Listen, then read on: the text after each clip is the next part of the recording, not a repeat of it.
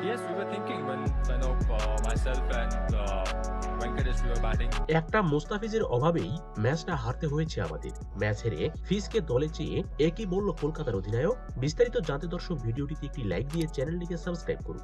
IPL এর 18তম আসরের প্রথম ম্যাচে কলকাতা নাইট রাইডার্সকে রীতিমতো উড়িয়ে দিয়েছে বিরাট কোহলির রয়্যাল চ্যালেঞ্জার্স বেঙ্গালুরু। বিরাট কোহলি আর ফিল সল্টের জোড়া অর্ধশতকের সাথে রজত পাতিদারের ঝড় ব্যাটিং সহজেই 175 রানের লক্ষ্য নিয়ে যায় আরসিবিকে। এদিন শুরুতে আরসিবির বিপক্ষে টসে হেরে প্রথমে ব্যাটিং করতে নামে কলকাতা। শুরুটা দুর্দান্ত করলেও শেষ দিকে আগুন ঝরা বোলিং করে আরসিবি বোলাররা, আর তাতেই 174 রানের মধ্যেই গুটিয়ে যায় কলকাতা নাইট রাইডার্স।